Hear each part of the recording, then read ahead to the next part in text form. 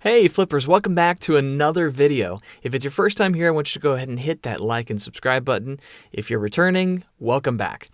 So in this video, we're going to be doing something a little different. We're going to be talking about finding your parallel career and what that means. There's a lot of pivoting happening in the world right now, and a lot of industries, people are having to pivot all over the place. So I thought it was appropriate for us to talk about finding your parallel career and what that looked like. So to talk to us is going to be my good friend Lili O'Connor. So I hope you enjoy. Hello, financial flippers. Welcome to another episode of Expert Workshop Series. I hope everyone's having a good day. It is Monday, so it's the beginning of the week. It's time to start thinking about different things because it's the beginning of the week and it's almost a new month and lots of pivoting happening in our world. So today what we're going to talk about is we're going to talk about discovering your parallel career. And to join us to talk about that is going to be our special guest, Lili. Lili, how are you? Oh, I'm great. How are you? I'm good. I'm good. Welcome. Welcome. You're in South Carolina right now. Tell us about South Carolina. Yes, I'm in Hilton Head visiting my parents, my hometown. It's been really great to be out of New York and have some central AC and a little bit more space than our tiny apartment. So this is definitely a treat for me. hmm And you guys are based in New York, right? Yes, yes. Colin O'Connor, Awesome. my husband, was here recently, last week.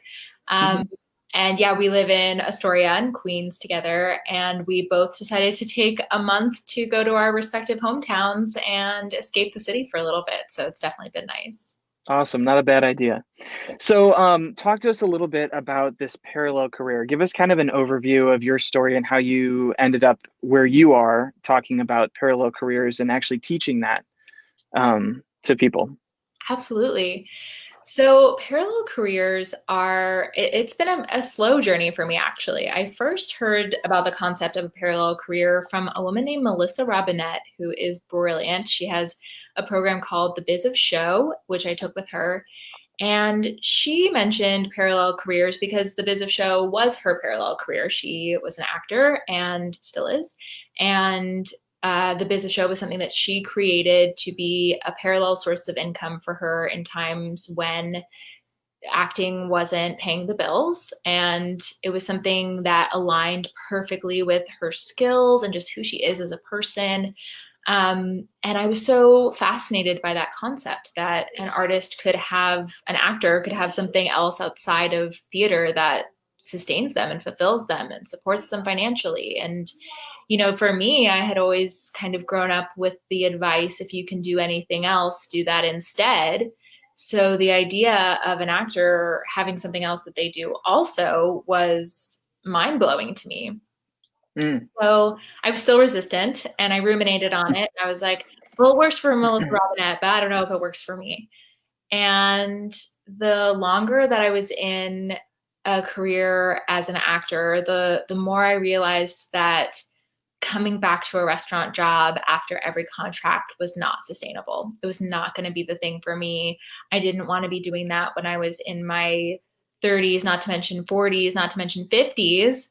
And I had kind of my breakthrough moment, my aha moment came when I was away on a contract as a director, which was another parallel career path. Actually, I wouldn't have called it that at the time, but now I can see it as a parallel career path. And I had wanted this contract so badly. I had fought so hard to get it. And I was away at the contract. I had taken a few weeks off of my restaurant job. They had let me go for a few weeks so that I could do this.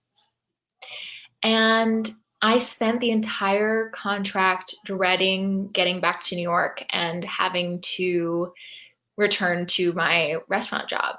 And it was actually impeding my ability to enjoy this job that I had worked so hard for, that checked so many boxes for me, that was such a dream for me.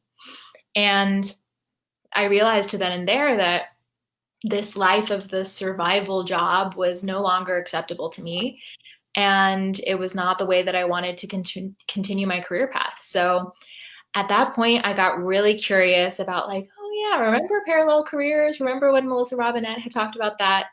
And I started talking to friends about, what has made a career in theater sustainable for them. And the friends that I spoke to who had parallel careers were talking about how having something else was really the thing that was keeping them going. And I got more and more interested. And, these were just casual conversations at the time. And I started thinking like, I should record these conversations and share them with people because I'm learning so much from them. And thus, my podcast, the Dreaded Question podcast, was born, where I interview artists who have parallel careers and we discuss their journey towards finding their parallel career, sustaining their parallel career, balancing it with their acting career or their theater career, as the case may be. And from there, I was like, wow, this message really resonates with people. People really want to hear about parallel careers and about creating a sustainable life for yourself. And from there, I decided I wanted to create a workshop to help people, to help artists find a parallel career for themselves. And my original goal was to make it for college students because I thought, while students are still in college, they have the ability to learn so many new skills that could translate into a parallel career. And then Corona hit, and I was like, okay, clearly college students are not the only people who need this. Professional artists need this, and the time is absolutely now. So just over a month ago, we started the first session of the Doing It Also workshop to help people find their parallel careers. And it was a huge success. We had an amazing group of people, and a lot of people found and started parallel careers during the course, and at the very least got closer to finding it. We're continuing on in a small sort of accountability group called the Parallel Path to keep them going and to help them build and keep it nudging forward. And that's been going incredibly well. So yeah, I mean, having parallel work that inspires you as much as your theater work is truly the most exciting thing to me and is something I'm very passionate about. That's awesome. And I do think you're right, which is why I think it's important that we're having, this this talk now, because like you said, now is the time that that's becoming a reality for a lot of people. So I have a question before we dive in to some of the points. What's like the most bizarre shift that you've seen? Like somebody going from the artist career, like performance career, and then you're like, wow, what a random uh, parallel career this person found, but it lights them up. And is there one? Yeah, I feel a little bad saying it, but maybe it's the safest one to say. But also, you might take a little offense to this. I would say my husband, Colin. If you had told me 4 years ago that Colin would start a parallel career teaching people how to invest in the stock market, I would have been like, you're crazy. Like, Yeah, no way. Two things that seem so disparate, which I hope is probably part of what you're hoping to dismantle. Those things shouldn't seem so disparate, but to so many people, they do, finances, investing, and acting like two completely different worlds. hmm And seeing how, I don't know if he would like if I called it organic because it has been, difficult. It's a journey. He's really worked hard at it, but to see how organically he went from being someone who just identified as an artist, an actor, a performer to, oh yeah, and I also have a parallel career teaching people how to invest was wild to me. that's awesome. All right, so let's go ahead and dive into some of these topics. So the first one we want to talk about is you mentioned survival job. We haven't talked about a thrival job yet. And we have mentioned the term parallel career. So let's go ahead and break down the differences between the three of these. Oh, absolutely. So I think most people know what a survival job is. I would typically categorize that as something that you would define as soul sucking. That's usually a term that comes with survival job. And it's truly just a job that you do so that you can survive. It's really It sounds like me waiting tables at Dave and Buster's in Times Square.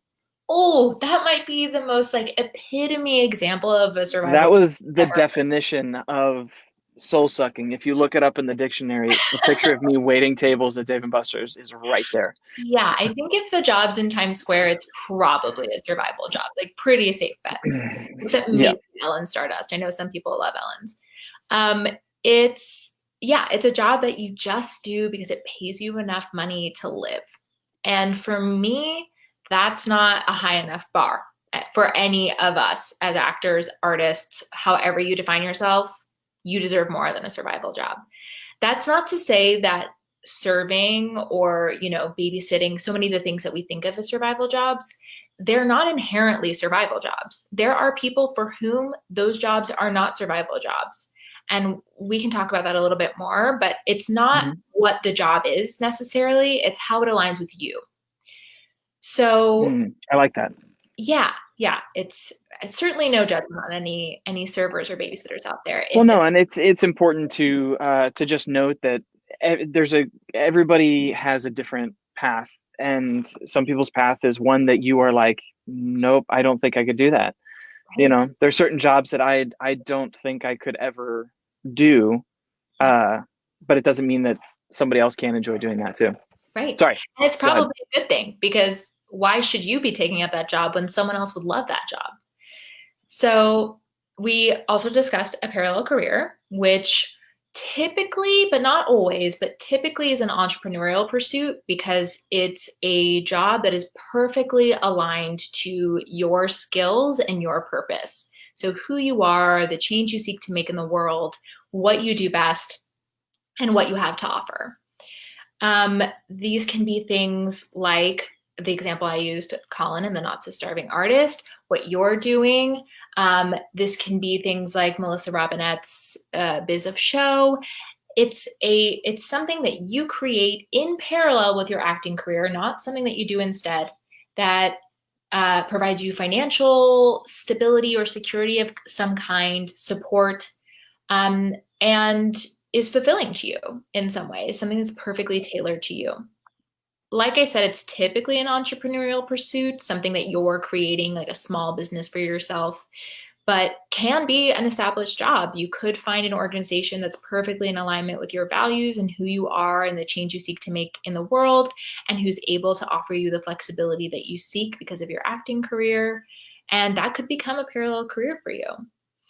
Which brings me to a thrival job, which is somewhere in between. And this was something, a thrival job is to my knowledge, a term that I've coined myself. Maybe someone else has also thought of it. Hey, that's exciting. Yes, I need to like trademark it or something. But it came through a course that I was taking with Jen Waldman at the Jen Waldman Studio called the Big Ideas Lab, where I was kind of hashing a lot of this out and figuring a lot of this out.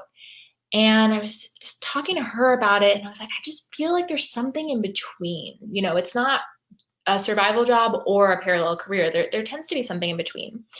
And it was in a discussion with Ryan Everett Wood on my podcast where I realized that that is a thrival job, because he was such a perfect example of someone with a thrival job. So I always use him as an example. He's probably sick of me talking about him by now.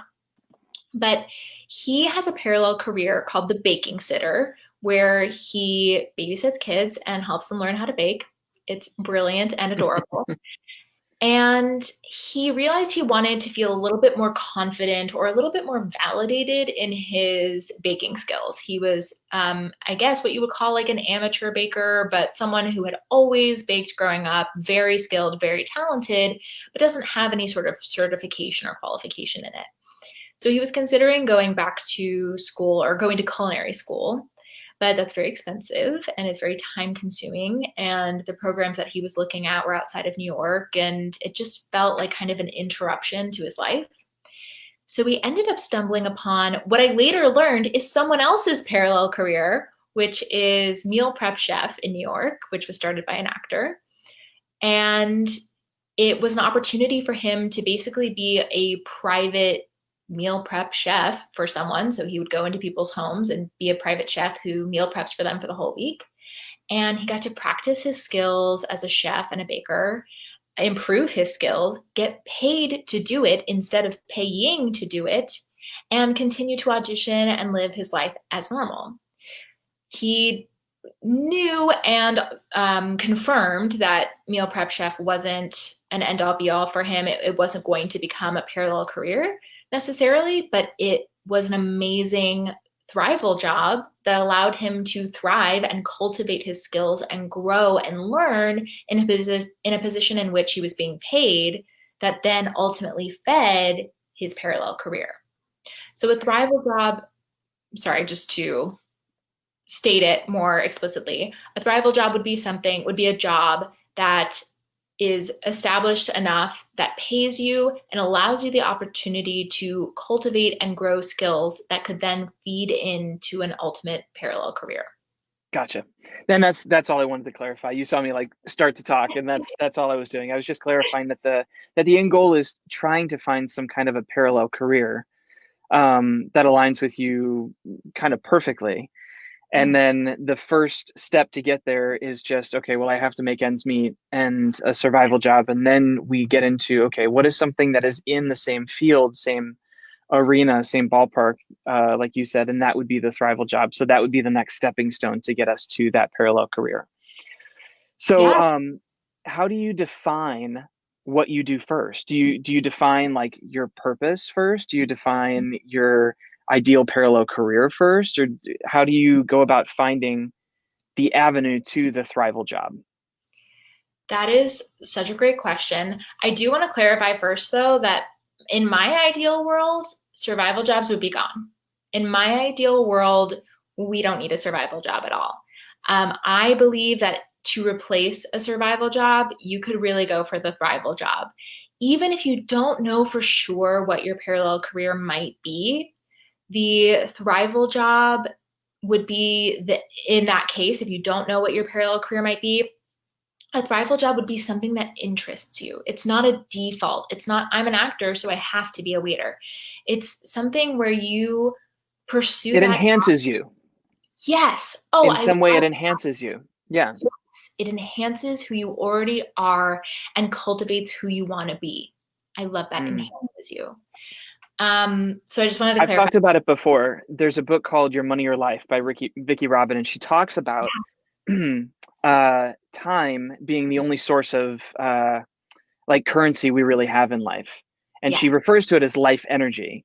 And so when we feel like our time is being wasted, we feel like we're soul sucking is an actual, like, it makes sense because it's actually stealing from you.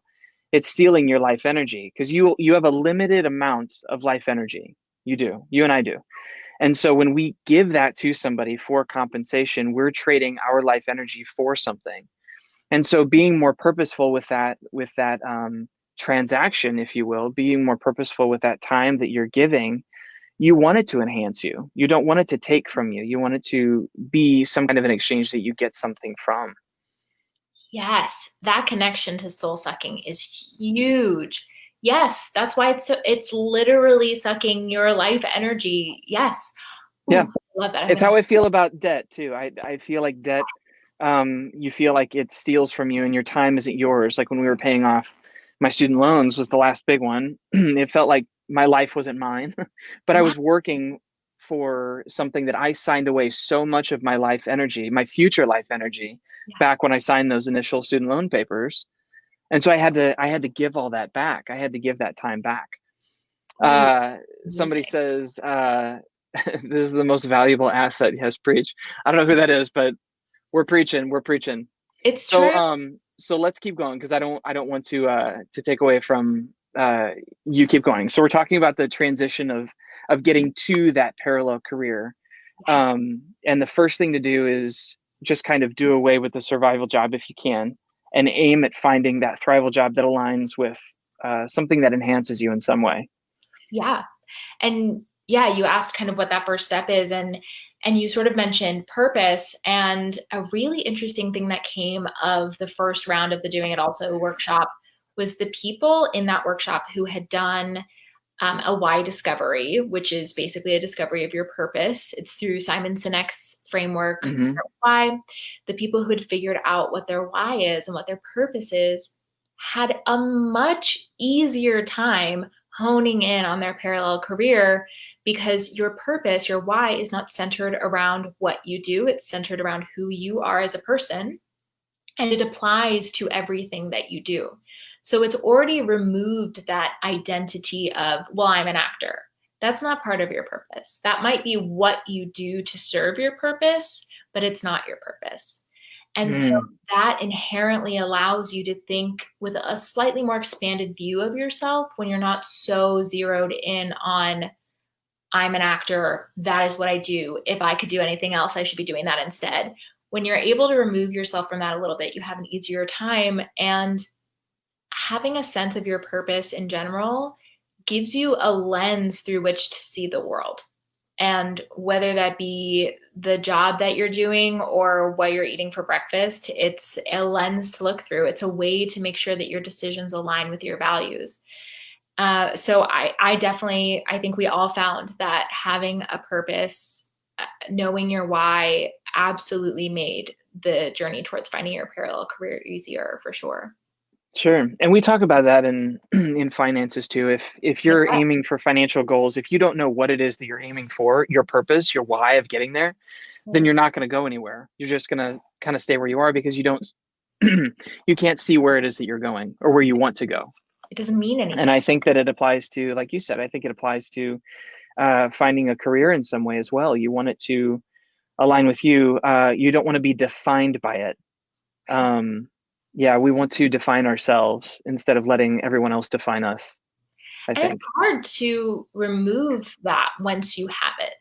Once you have when you have decided I am an actor and that is who I am, this amazing thing happened during the workshop where there was a day where everyone would share, what parallel career idea they're thinking about. And people would come off mute to share because we did this all on Zoom, obviously. Um, and they would say, "Yeah, oh, I'm so excited to share my parallel career idea." So what I've been thinking is, and then suddenly they would get like emotional and teary, and they'd be like, "I don't know where that came from. Like I was really excited to share this." But it was just like the first time that they were calling themselves something other than an actor. Even if you call yourself a server or a waiter, in a way you feel like you're calling yourself an actor because that's what actors do, if that makes sense. Sure. But when you're finally accepting that I am not defined by being an actor, there can be a really emotional and difficult response to that where it almost questions your identity a little bit. Well, because a lot of people are that's what I do. That's all I know. That's, you That's who know, I um, somebody said, I love your purpose is not what you do, it's who you are.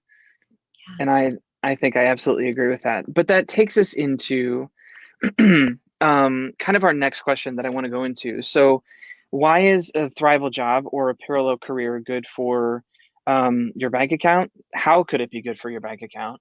And how could it be good for your artistic career as well? And I think I really like these topics that you brought up. So I'm excited to dive into these.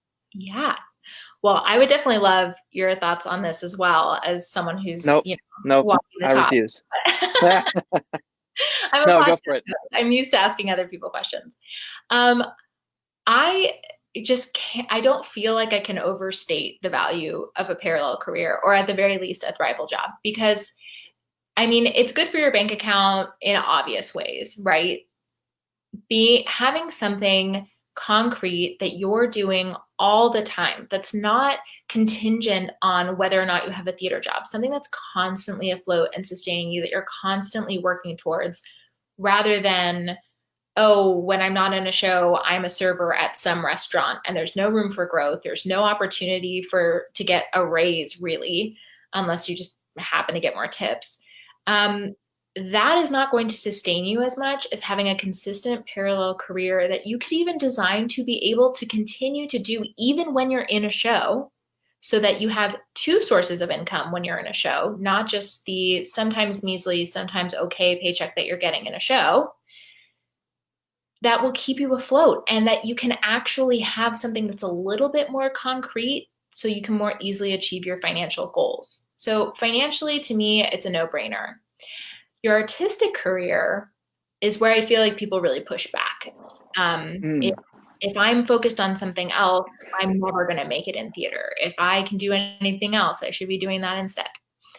And what I would say to that is when you're not desperate for a job because you're not living a life you hate until a theater job comes along and saves you from the life that you hate, you will audition better.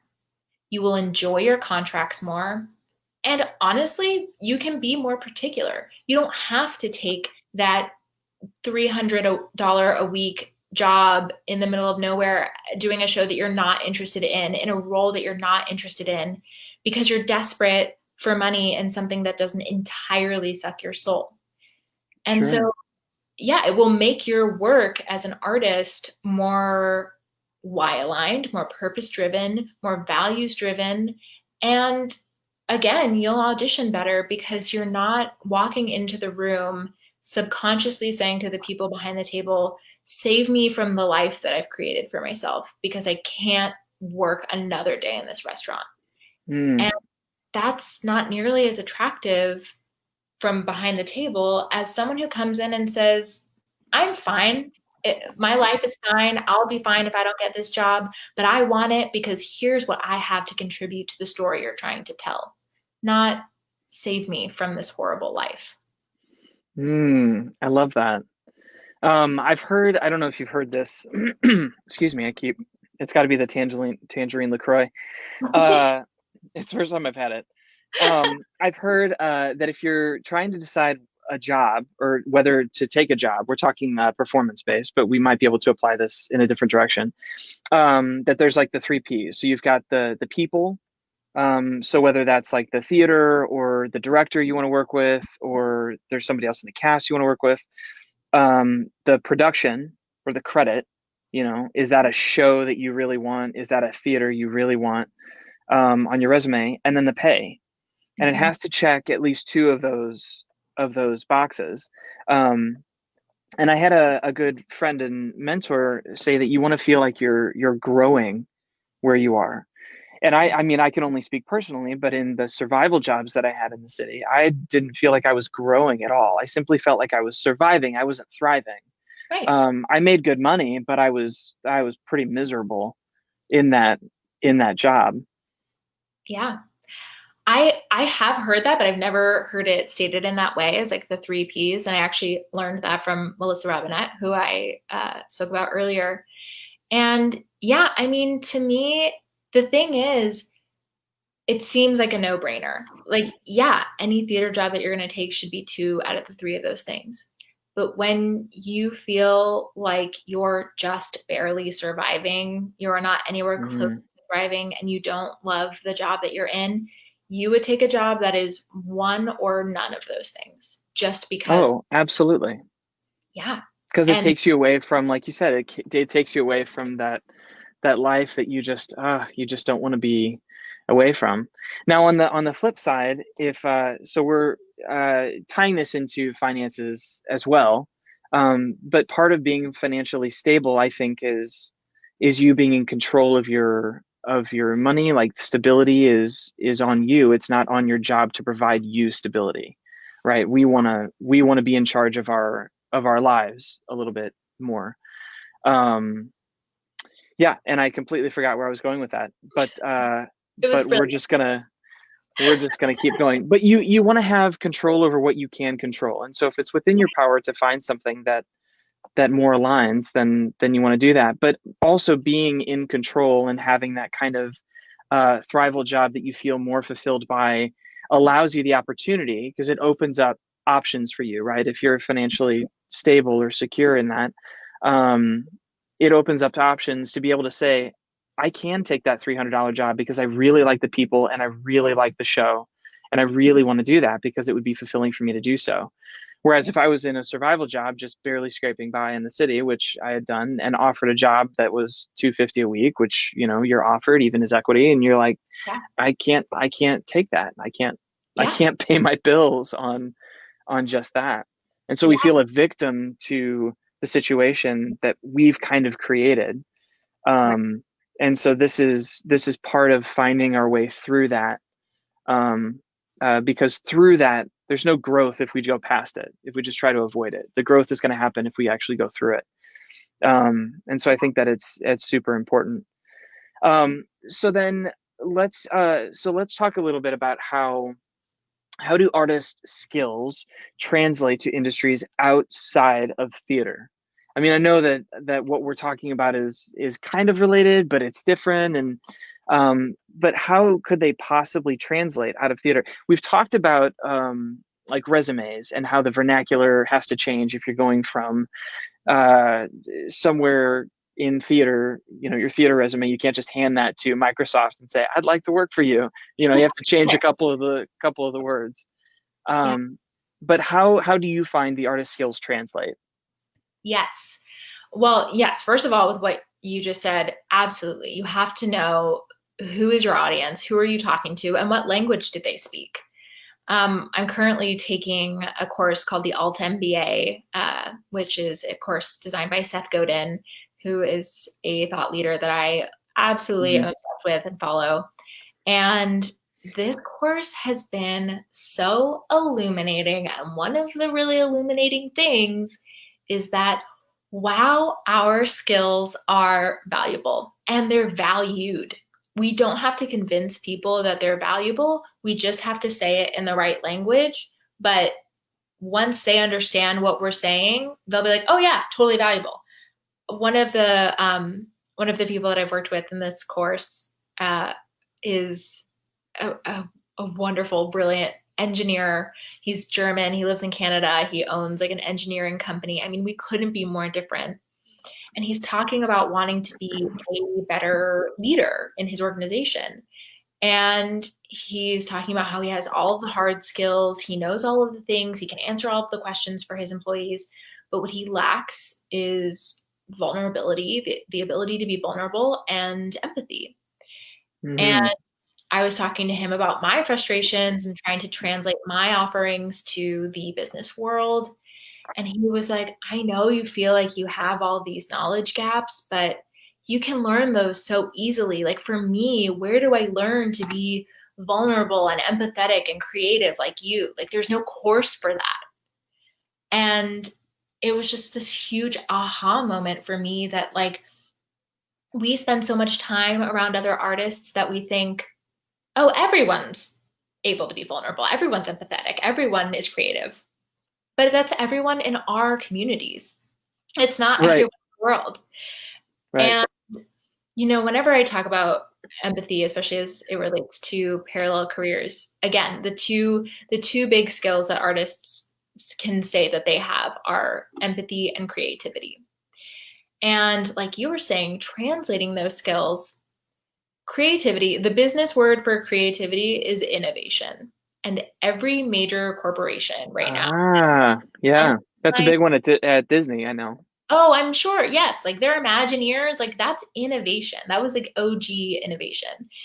And now every major corporation has an innovation lab. It's like the cool big thing. And every company is trying to figure out how to innovate. And that's creativity. We've got that in droves. We have more creativity than we know what to do with. And as far as empathy goes, I often say that empathy is business. Business is empathy. Business is understanding people's problems and trying to solve them. And that's what empathy is understanding what it might be like to be someone else, what their experience might be, what their problems might be. Then business is just that next step of like, okay, well, if I understand their problem, then how do I solve it? And that is where creativity comes in because you can get creative with how to solve the problem. But yeah, if you walk into Microsoft and you're like, well, I'm empathetic, they'll be like, cool, good for you. But if you tell them that you can understand and identify pain points and creatively innovate ways to solve them, suddenly you're so attractive to them. So I would also say, and I mean, you can correct me if I'm wrong because I'm not an expert, but I would argue that communication is a big one on the list Great one. for performers. And the reason I say that is because, and I think I've talked about this before, is that I have several friends who have been performers who have gone into nursing. Yeah. And I had a chat with one of them this past Christmas, and he said it's weird because we're in class learning how to talk to patients, and they're actually having to teach people. You walk in, you say, "Hi, my name is. How are you? How are you feeling?" Whereas we just, we Van Damme the door open and we're like, "Hey, it's a party. How are you?" We're ready to talk to everybody. But yeah, communication I think is a big one as well, that we don't realize what kind of a skill that is. Yeah. And communication in the business world, I mean, and anybody that I've talked to and other people that we've had on, mentors I've talked to, have all said the same thing, that all of those skills, they translate in very different and maybe more specific ways, but they are extremely valuable. And so there's a way to take what it is that you already possess and, just tweak that a little bit. I mean, we were talking about it with Melissa Troop about the resumes, and to tweak that and say, no, this is, and I love that creativity is innovation. Because we hear that constantly at Disney, and we constantly hear that innovation excites is a tagline for Nissan. I can't remember. But yeah, anyway, I love that. I think that that's really, really massive for people to hear and to actually hear. Yeah. I mean, the bridge seems so far. It seems like this huge leap into this whole other world, and there's no way to get there, but it's actually pretty small. At the most, you have a few hard skills. So, hard skills are things that you can get a degree in or a certificate in, or you can say, I know how to code, I know how to use Microsoft Office. Like, those are hard skills. Soft skills, or as Seth Godin and many other call them, real skills, are the things like empathy, the things that aren't as quantifiable and the things that are harder to learn. And some organizations and some people put so much value into the hard skills that so many of us think, well, I don't have the hard skills. Like, who would ever want to hire me? Hard skills are easy. You can either learn them on the job, like Ryan did in his meal prep chef position. He learned hard skills at that job and got paid to do it. Or if you have to pay to learn them, they're usually pretty cheap, quick, and easy, and you're smart, you will figure it out. And, you know, it's the soft skills, the real skills that are really the hard part. And like you've said, it's really just figuring out how to market them, how to communicate these skills to these positions, and you're in the clear. And that's part of what, another course under the umbrella of my podcast. We have the Doing It Also workshop, which helps you find your parallel career with me. But then a dear friend of mine, Sari Wienerman, started a course called Make It Work to help people find thrival jobs. And one thing that she's unbelievable at is this translation that we're talking about. She knows exactly how to be like, oh, you're good at this? Call it this. They'll know exactly what that means. And that was something that I learned from her, and something that her current students are learning from her that I think is just so amazing, is just, yeah, like you said, that translation. So this is a super jam-packed question, and we could probably spend a couple hours talking about it. And you probably saw me just add the banner, so get ready. I can't wait. But what I want to do is I just want to bring up the question, and how much you talk about this is okay, because I know I'm putting you on the spot. But how do you find, I mean, that's the magic question, is how do you find that parallel career? Is there just a simple process that you've broken it down to, or is there a couple things to look out for? I mean, because it's, like I said, it's a loaded question. Yeah. With a lot of different variables, because it might include tweaking the resume. It might include tweaking your mindset. It might include finding your why, which hopefully we'll talk about those maybe next month. But tell us in whatever way you can through this just, short conversation, how you would define the process of finding your parallel career. Yeah, this definitely is a loaded question. And so much so, when I first created Doing It Also, I thought it was going to be a 2-hour workshop to help you find your parallel career. which is, Guys, we're not going to be here for 2 hours. It's really okay. I promise. I mean, it would be We're amazing just talking. to do it in 2 hours. Like if someone figures out how to do it in 2 hours, like please call me because that's amazing. And I did like a beta test of this 2 hour workshop and I was like, whoa, you need more than 2 hours. And I turned it into a 4-week course, which really truly still isn't enough time, but it really takes people from zero to something, you know, to some people being able to truly find and start their parallel career, and other people just getting a heck of a lot closer. And, you know, the way that I've organized the course is through a variety. Every week and every exercise within every week is trying a different angle, a different approach, because there is no one path and there is no one way. You know, if a great first step, honestly, and I know that this sounds like I'm like plugging my thing, but honestly, listening to my podcast, The Dreaded Question, is a really, really, really great first free step. Because I don't think that's a bad point. And admittedly, I haven't listened to the podcast yet. But I always think that it's good for people to listen to people's stories. Yes. So like a common question that I would get if I teach a masterclass for performers is, should I take my equity card? And I don't like that question because it's not a yes or no answer. It needs to be for that particular individual. And what I can do is I can tell you my story. Right. And if that resonates with you, then that might help you find your answer. Right. Or, you know, if I like somebody's story, if I resonate more with their story, I'm going to listen more to their advice, to what they have to say, because I align with their story and how they feel about that. So I don't think that it's a bad idea for people to listen to your podcast about people's stories of how they got to where they are. I think that's actually brilliant. Yeah, I love that parallel. I'm going to steal that in the future, because it's so much like the question of, when do I take my equity card? Like, I can't tell you when or how or what that looks like for you. I can just tell you what it was like for me, or what it was like for all these other people in the 60 episodes of The Dreaded Question that I have now. Everyone's story is so different, and there's something to be gleaned from everyone's story. And what I love so much about having that podcast is every single episode, someone messages me and says, I had a major aha moment from today's episode. But I'm sure the person who messaged me about their aha moment last week isn't messaging me about this week's, because it didn't resonate with them in the same way. Like, it's not because one episode is better or worse. It's because different stories resonate with different people. So yep. I think listening to the podcast is a great first step. If you personally know people who have parallel careers, talk to them about how they started it, why they started it, how they figured out that this was right for them.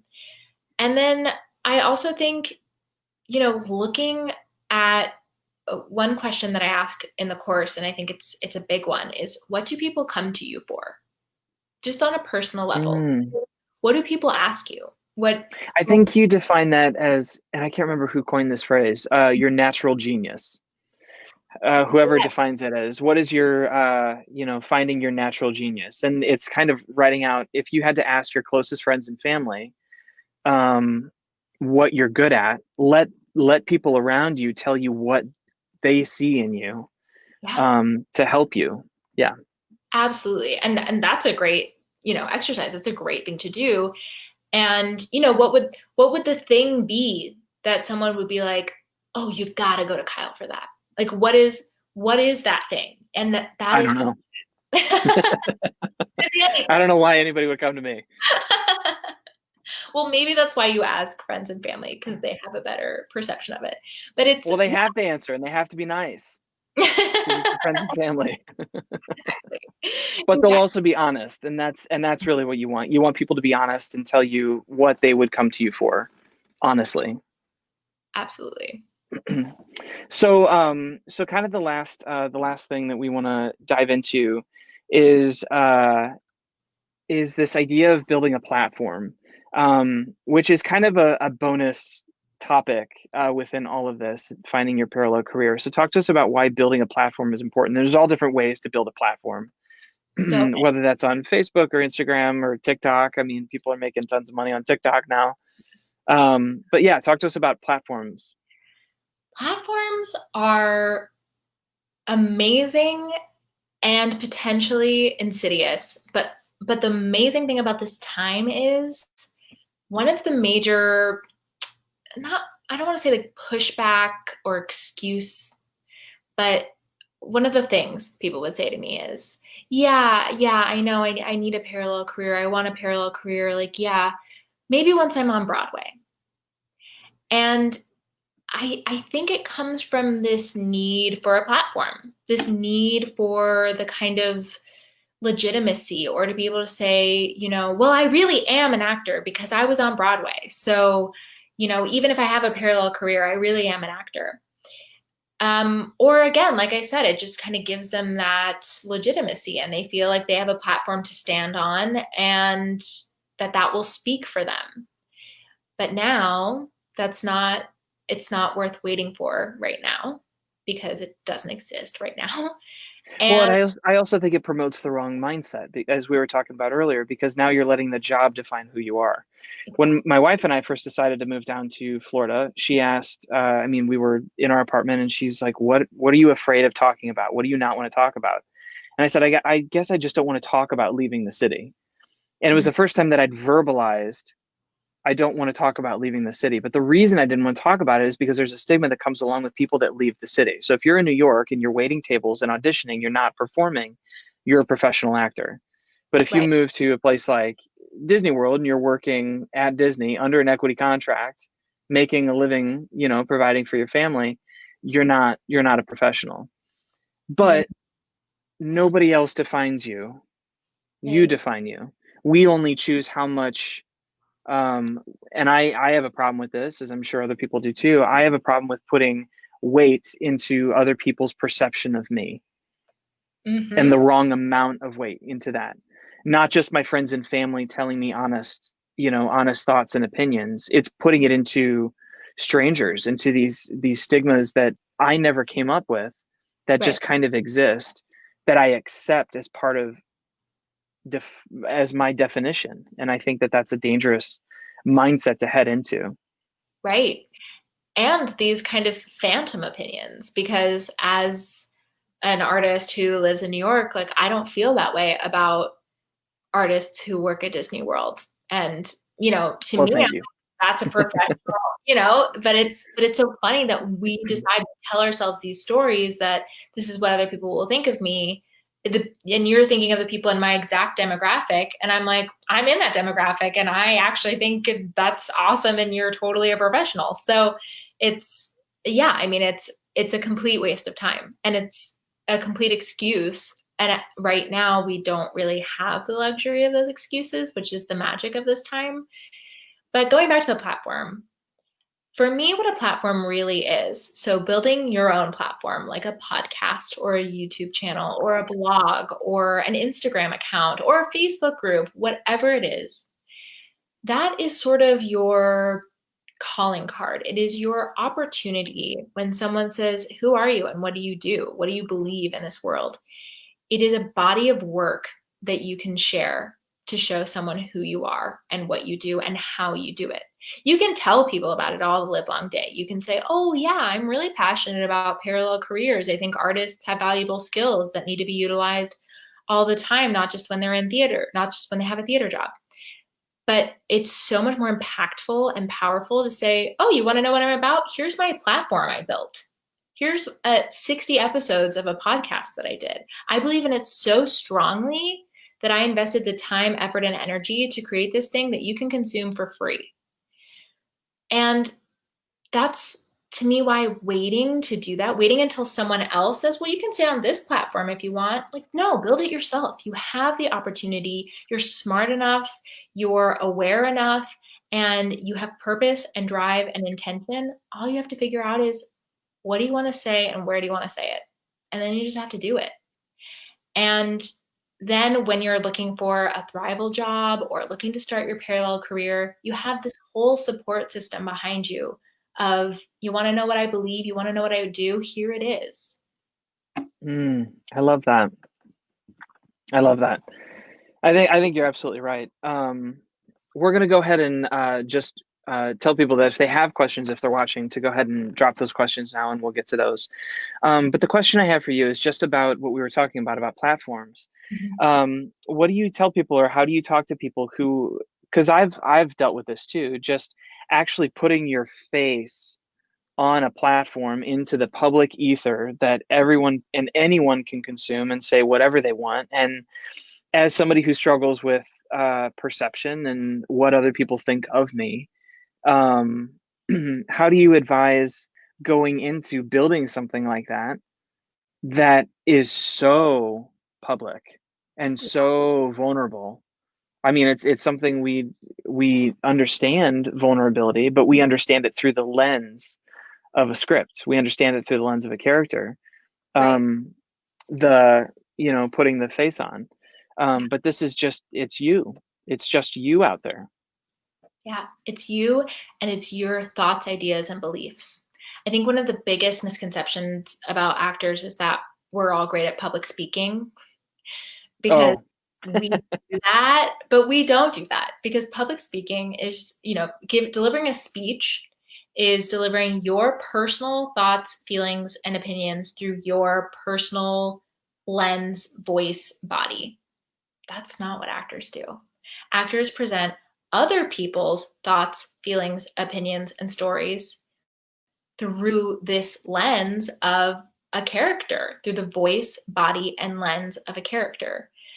And so yeah, it's vulnerable to put your own thoughts and feelings out there. The biggest thing that I would say to anyone, and this is a total rip from Seth Godin, who's brilliant, is who's it for, what's it for, and who's it not for. And by knowing who you are creating your work for, you develop a deeper understanding of them and you develop an offering in their language, as we were talking about before, with kind of translating. You're speaking their language because you understand who they are. So for me, the Dreaded Question podcast, I have created for my college self. I know her and understand her deeply, and I know her problems, and I know what she can and cannot hear. And I create every single episode for her. And the fact that it resonates with other people is amazing. But I know that it would have resonated with her, and it's what she needed to hear. Equally important is who's it not for. So if, I don't know, a lawyer hears my podcast and is like, this doesn't make any sense to me. This is BS. I don't even know why you would create this. You're stupid. I can say, great, I didn't create it for you. And you successfully have fallen into the category of who's it not for, and it didn't resonate with you. So I did my job. mm. But if you don't have that lens, so many people, especially when I help a lot of people with podcasting, I do podcasting coaching, and I'll say, okay, so like, who's your podcast for? And they'll be like, anybody. And I'm like, that's a problem. Because if you're creating it for everyone, it's going to resonate with no one.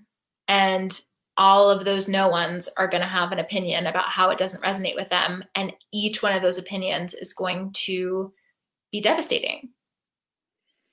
Well, yeah. I mean, try to think of one thing, one product or service that everyone likes. Absolutely everyone in the world likes. Right. Because now, especially as somebody who's like aware of people's perception about them, me trying to create something for everyone and care about what everyone thinks, I would never win. I would No, never win. no. And I agree with you. I mean, just the amount of overwhelming gratification that you get from helping just one person Mhm. is, I mean, it's an adrenaline high. It's really, really special because you told your story in such a vulnerable way using a certain platform, using a certain lens, or a filter or whatever you want to call it. And somebody saw something valuable in that, you just being vulnerable. And they were able to change their lives because of you offering up that vulnerability. And I think that that's a wonderful exchange. Yeah. Well, I mean, yeah, you just saying that made me think, it's a gift. And if I made a t-shirt for my mom that says, "You rock," because that's an inside joke that me and my mom have, and my sister saw it and was like, "That's stupid. I would never wear this." What would your response be? Well, I didn't make it for you, so that's okay. I just want Right. my mom to like it because I made it for her. And so why would what you put out in the world be any different? If someone says you rock, that doesn't make any sense. It doesn't matter because I didn't make it for you, love, but I'm, Is it YOU or is it YEW? Because it it's sounded like you rock. no, it's YOU, you Oh, rock. okay. It's Okay. it's a weird joke, but we don't have time to go into it. No, that's awesome. Well, Lily, thank you so much for coming on and talking to us about, finding parallel careers and that it is possible, and that's what part of this is just re-injecting hope into people who feel like there is none, or that they're not exactly sure where to turn. There's always a different lens to look at things through, and listening to different people talk or different perspectives, or flipping the script, if you will, in a certain way, it's not a bad thing to do. And even listening to somebody else do that can help you flip your own script, for lack of a better phrase. So Yeah. I really appreciate your time, and I love what you're doing, and I'm sure we'll do this again. So I would to love everyone, I hope you enjoyed, and we'll see you next time. Thanks. to. Thank you so much for hanging out and watching the video. I hope you enjoyed my conversation with Lily. I hope it's got you asking new questions and thinking about things in different ways. If you'd like to reach out to Lily directly, you can find her information in the description below, as well as the information to join the financial flipping community and what that is and what we do. Like, subscribe, share, you know the drill, and we will see you next time for the next video.